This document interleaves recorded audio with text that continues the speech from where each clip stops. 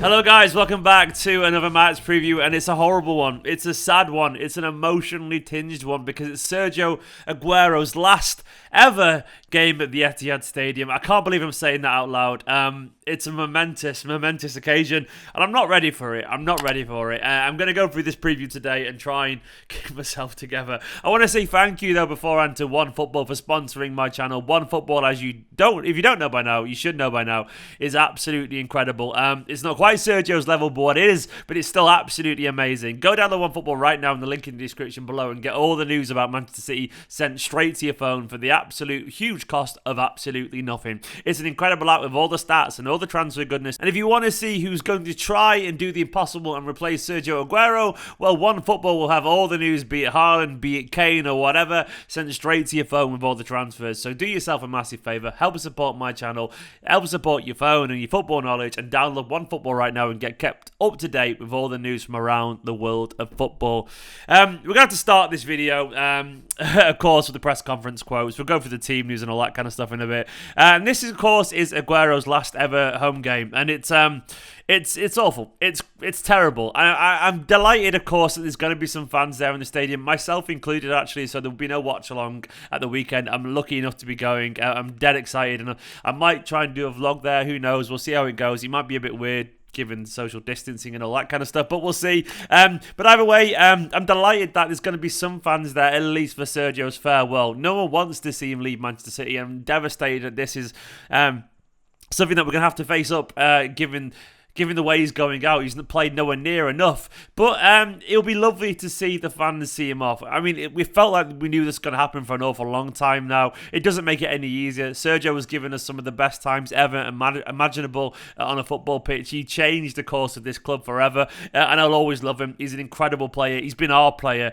and in my opinion, the most deadly striker in the history of the Premier League. An astonishingly good footballer, and I can't believe that it's another player coming to the end after Kompany, after Zaba, after Joe Hart, after Vinny. Vinny, I said him twice, he's that good. After Silva, after Yaya. There's so many players, so many incredible players that we've seen leave over the years that deserve their status as Manchester City legends, but many people would argue that Sergio is right there at the top of the tree because what a player and what a man. Guardiola was lovely about him. He said in the press conference, he's incredibly nice, funny and humble. He's a legend, he is. He's from Argentina, and in this country it's so difficult to score many goals for years. I can't imagine how many more goals he would have scored if he would be able to be fitter. He's incredibly loved from the backroom staff, a very nice person, and the quality of the player, well, I can't add anything to the numbers. His performances were incredible. Tomorrow the fans want to give him gratitude for what he has done. Titles, numbers and performances. And he's right about the fitness thing, by the way. 40 goals a season if he'd stayed fit. I genuinely think that under Guardiola. He's an incredible player. Guardiola said when he's fit and he has continuity in training and games, he's like Romario. In 5 meters, he can be like a lion in the jungle, making steps to kill opponents. The biggest quality is his unique sense of goal. There's not many players like Sergio Aguero, genuinely, and Guardiola's right to talk about his qualities. And the Romario comparison, I think is particularly pertinent, man. I think it's a fair one because Guardiola knows a killer or two when he sees one, and obviously Romario was a Barcelona legend, and Guardiola's all aware of that. And a very similar kind of style, dynamic and aggressive and insane acceleration around the box, and I can't believe we're talking about potentially his last game. The only thing, of course, is whether he'll start, and we'll get onto that in a little bit. Elsewhere, Guardiola was asked about the future, and sometimes we don't want to consider that with Aguero, but he was asked about young players being promoted to the first team next season. He said maybe. He said, I won't say they will because it can confuse the young players. I'm delighted with Enzo Maresca in the EDS. I have a feeling he'll be an incredible manager like I had with Mikel Arteta. It depends on how many players we have and how many we sign. There are 2 or 3 who'll be able to regularly train with us and involved with the squad next season. Who that's going to be, I don't know. Could be Delap, could be Palmer, McAtee, Doyle. We'll see. But he's right, maybe not to make any promises because you never know. If we randomly sign 4 players, some of those players will have to go out on loan. If we sign 1, maybe some of those players get a chance. That's just how it works, and he's right. In terms of the team news, well, Guardiola was asked about Aguero starting, and he said, tomorrow we will decide. As much as he can play, he will play. He's been disrupted. He had a partial training session, and tomorrow we'll decide. I hate to say it, but it sounds like he's injured, and they want to get him on the pitch, and I'm sure they will do. But he doesn't sound like he's fit at all, unfortunately, which is really, really bad news. And the thing is, they'll get him on the pitch tomorrow, which also then potentially rules him out if he gets a knock or a pull or whatever of the Champions League. In case, even if he gets on as a sub if we're winning or whatever, I don't know. Either way, it doesn't look good. But I do think they'll play him if they get a chance to play him, which is fair enough and logical, But it's sad that we're sat here and we don't even know who's going to start. He's no guarantee, which is a big, big shame because we all want to see Aguero on the pitch. Elsewhere, obviously Gundogan, he hobbled off the pitch the other day. I can't really see him starting. And Kevin De Bruyne, maybe he will. Guardiola said Kyle Walker couldn't play against Brighton because he had a twist in his ankle playing with his children.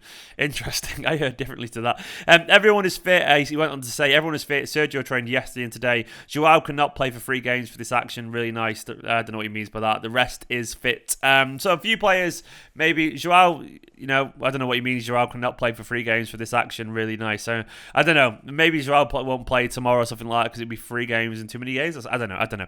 Either way, in terms of the lineup, Guardiola said we'll put the players out to win the game. So 6 days until the Champions League final. If there's a player injured, unlucky. Or someone can always be injured. So basically, he's going to play some players who possibly would play in the final, I reckon. But he's basically saying if you get injured, that is just unlucky. Will we see De Bruyne play? I don't know. I don't know if we'll see De Bruyne play. I'm going to say we might see one of those weird one midfielder kind of things. I've got a team written down here, and I think it's going to look something like this. I think it's going to be Ederson in goal. I think it's going to be Ederson in goal. I think that's the obvious one. I think he will play with this. I think Guardiola will want him to keep fit and sharp and all that kind of stuff. Could be Stefan, by the way, but I think it'll be Ederson. Walker, I think, will play at right back because I think he needs the game to get sharp once again. Laporte and Ake, I think, will play at centre back because, in my opinion, it could be Garcia right back, by the way, which would be terrible. But Garcia is loved and Guardiola might want to rest Walker. So if he does happen, that's probably why. But I think Stiaz and Don'ts. Stiaz, there we go. The compound version of those two. I think they'll rest this one. So Laporte and Ake. And I think Zinchenko will get a rest after playing the other day as well. Because it was physically tiring against Brighton due to being down to 10 men. So I think Mendy will start actually at left back. I think Cancelo will sit on the bench. Here, I've got a feeling it could be... Rodri will play, I think. I think Fernandinho will actually play and get a bit of fitness. Do I think De Bruyne will play?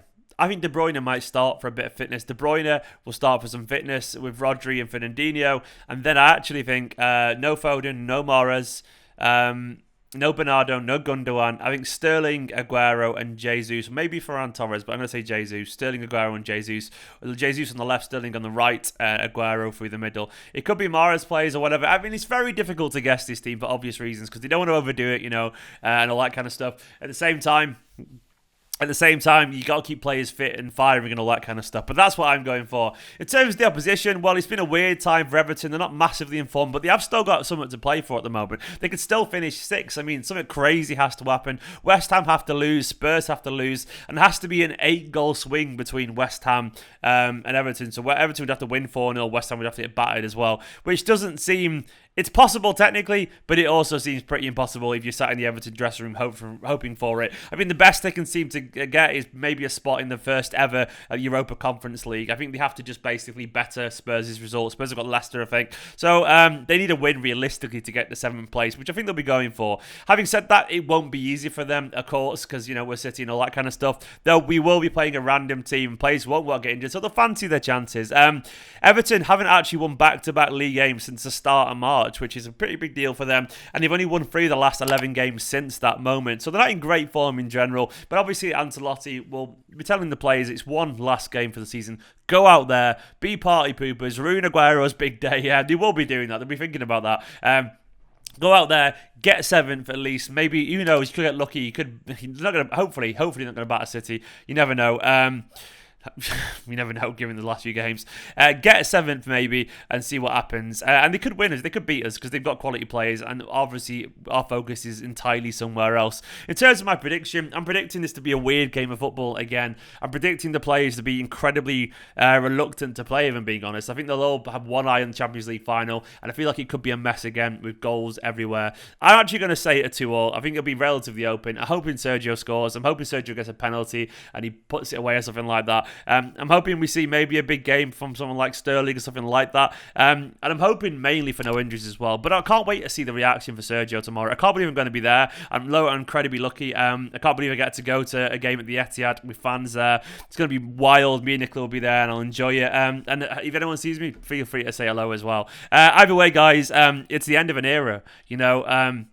It's going to be crazy. It's going to be absolutely crazy. And I'm not ready to take it in yet, but I'm sure when I'm there, it'll hit me big time. Sergio, man, we all absolutely love you. Absolutely love you. Guys, thanks for watching this video. Go check out the video from yesterday, of course, as well, about Kane, potential Sergio replacement. No one can replace Sergio, but someone could get pretty close, and it could be him, of course. Thank you to my Patreon producers, Irene J. Alsey, William Pritchard, and Ahmed Al-Ali, and everyone else scrolling down the side of the screen. Don't forget to download OneFootball. Give this video a like. Subscribe if you're new to the channel.